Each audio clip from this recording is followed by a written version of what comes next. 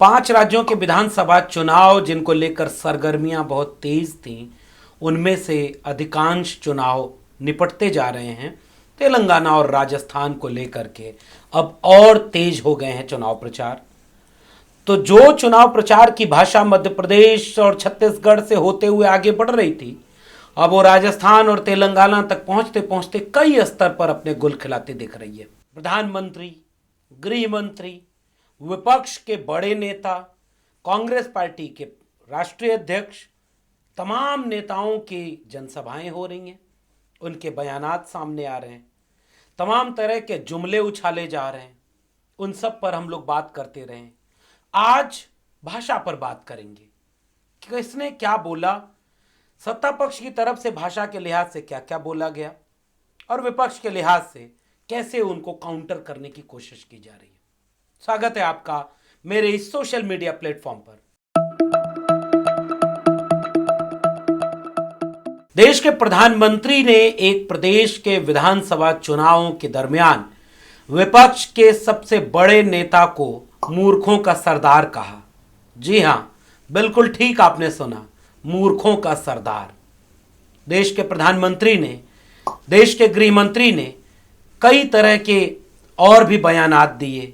प्रधानमंत्री, गृह मंत्री, बीजेपी के राष्ट्रीय अध्यक्ष, इन सब के बयान लगातार सरगर्मियों में हैं। चुनाव की भाषा गिरती जा रही है। विद्वानों में इस बात को लेकर के खासा मतभेद पैदा हो गया है कि किसे ज्यादा गिरा हुआ माना जाए, नेताओं के जुमलों के स्तर को या उनकी भाषा को, राजनीति के स्तर को या राजनीति की भाषा को। इसको लेकर अभी विद्वानों में मतभेद है। हमारी चिंता बतौर देश के नागरिक इस बात की चिंता होनी चाहिए कि चुनाव आएंगे जाएंगे, देश बचा रहना चाहिए।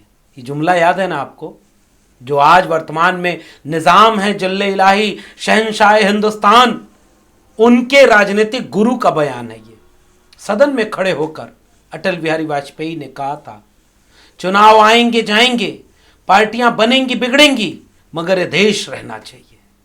और जब जरूरत पड़ी तो राजधर्म सिखाने अटल बिहारी वाजपेयी गुजरात चले गए थे, जब नरेंद्र मोदी को प्रेस कॉन्फ्रेंस में राजधर्म की सीख दे रहे थे। और नरेंद्र मोदी उनसे कहते हैं कि हाँ साहब, हम भी तो वही कर रहे हैं। वक्त बदल गया है, आज देश के प्रधानमंत्री खुद नरेंद्र मोदी हैं, और जो राजधर्म का सबक उन्होंने अपने राजनीतिक गुरु से सीखा था, आज उसका वो पालन करने का दावा भी करते हैं। सबका साथ, सबका विकास, सबका प्रयास, सबका विश्वास। जुमले कितने प्यारे लगाते हैं देश के प्रधानमंत्री। स्लोगन रेस करते हैं, मोदी है तो मुमकिन है के बाद, मोदी है तो गारंटी है। इन 5 राज्यों के चुनावों को इसलिए भी याद किया जाएगा कि नए ढंग से जुमलों को उछाला गया। हमने लगातार इस पर बात की है कि जब तक जाति का लाभ लेना हुआ तो देश के प्रधानमंत्री ने अपनी जाति बताकर वोट मांगा।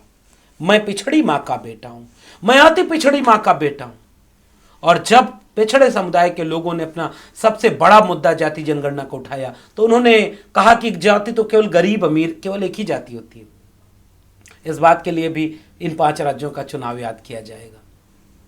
इन 5 राज्यों का चुनाव देश के प्रधानमंत्री के इस बयान के लिए भी याद किया जाएगा, जो उन्होंने विपक्ष के सबसे बड़े चेहरे के लिए जो स्लोगन रेस किया, जो जुमला बोला, मूर्खों के सरदार।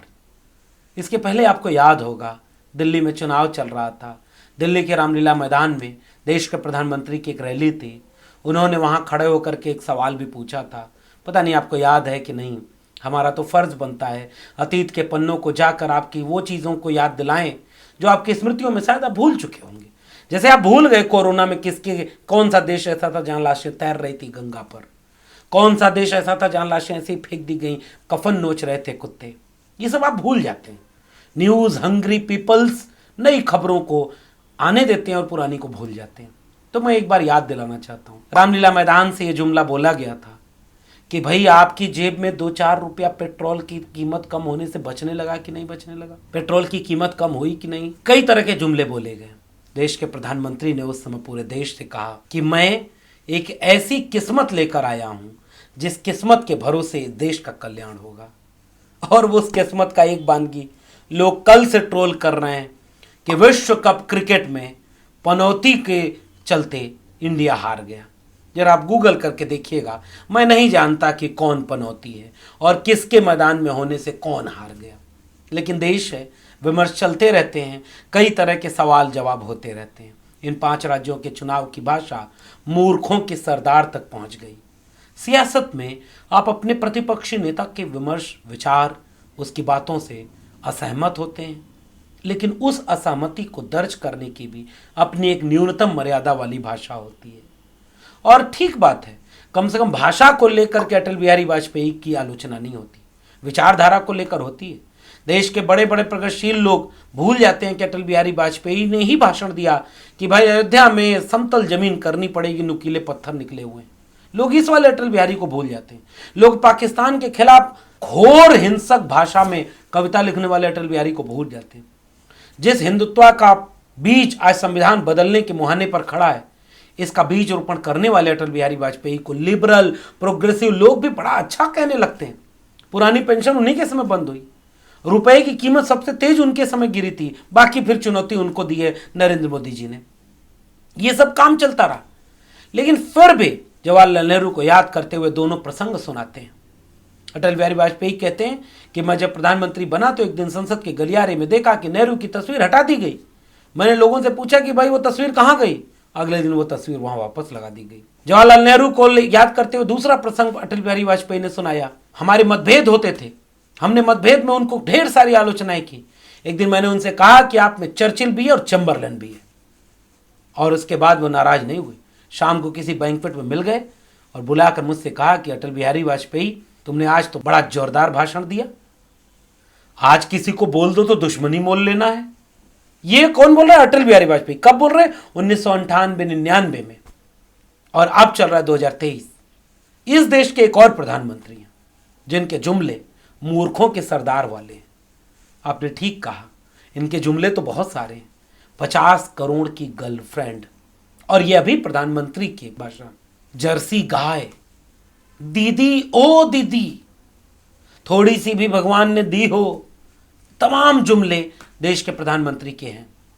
इस चुनाव को इसलिए भी याद किया जाएगा कि यह भाषा का स्तर और गिरा है। देश के गृह मंत्री को भी याद किया जाएगा। देश के गृह मंत्री पहले प्रधानमंत्री से सहमत होते हुए तमाम तरह की योजनाओं की बात करते हैं, और अब देश के प्रधानमंत्री और गृह मंत्री दोनों राजस्थान चुनाव को लेकर एक लाल डायरी दिखाने की बात करते हैं। क्या है वो लाल डायरी? क्या है उस लाल डायरी में? कहां कहां जहां जहां जा करके उन्होंने कहा कि डबल इंजन की सरकार आएगी तो 500 रुपए में सिलेंडर मिलेगा, डबल इंजन की सरकार आएगी तो सबको रोजगार मिलेगा, डबल इंजन की सरकार आएगी तो विकास तेज हो जाएगा, डबल इंजन की सरकार आएगी तो भ्रष्टाचार खत्म हो जाएगा। इनमें से कोई वादा डबल इंजन की सरकार वाले उनके प्रदेशों में है, और सबसे बड़ा उदाहरण उत्तर प्रदेश है। उत्तर प्रदेश में डबल इंजन की सरकार है और इंजन सब आपस में लड़ रहे हैं। केशव प्रसाद मौर्य की नहीं बन रही है योगी आदित्यनाथ से। केशव प्रसाद मौर्य उप मुख्यमंत्री, योगी आदित्यनाथ मुख्यमंत्री, और कैबिनेट विस्तार नहीं हो रहा। केंद्र से कहा जा रहा है कि कैबिनेट विस्तार कर दो, राज्य में मतभेद है।